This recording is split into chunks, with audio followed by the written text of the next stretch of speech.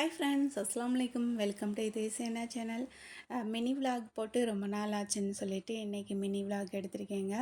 காலையில் 6 மணிக்கே எந்திரிச்சாச்சு. எந்திரிச்சிட்டு மல்லி காஃபி போட்டு குடிச்சிட்டு அதுக்கப்புறம் பார்த்திங்கன்னா வாழைத்தண்டு கட் பண்ணிவிட்டு சூப்பு வச்சாச்சு பசங்களுக்கு. அதுக்கப்புறம் காலிஃப்ளவர் க்ளீன் பண்ணிவிட்டு சுடு தண்ணியில் ஊற வச்சு எடுத்து வச்சுட்டேன். இன்றைக்கி தக்காளி சாதம் செய்யலான்னு சொல்லிவிட்டு அடுப்பில் குக்கர் வச்சுட்டு எண்ணெயும் நெய்யும் சேர்த்துட்டு பட்டை கிராம்பு ஏலக்காய் போட்டுட்டு அதுக்கப்புறம் வெங்காயம் சேர்த்துட்டேன். வெங்காயம் பச்சை மிளகாலாம் சேர்த்து நல்லா வதக்கியாச்சு.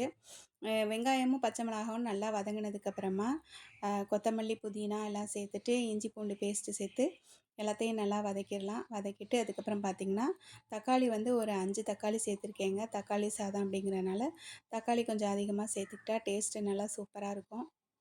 இப்போ காலிஃப்ளவருக்கு மசாலா போட்டு எடுத்து வச்சுட்டேன்.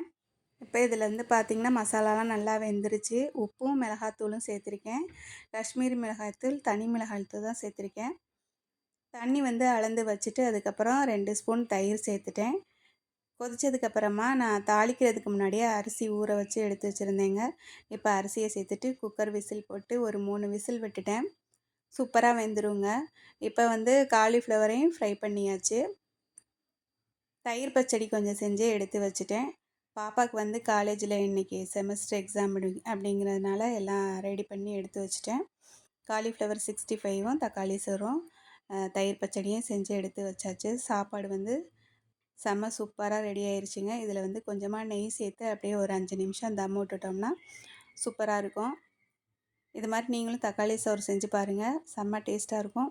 செய்கிறதும் ரொம்ப ஈஸியாக இருக்கும். லஞ்ச் பாக்ஸ்லாம் இது மாதிரி செஞ்சு கொடுக்கலாம். அதுக்கப்புறமா சாதம் ரெடி ஆனதுக்கப்புறமா லஞ்ச் பாக்ஸு ரெடி பண்ணியாச்சு.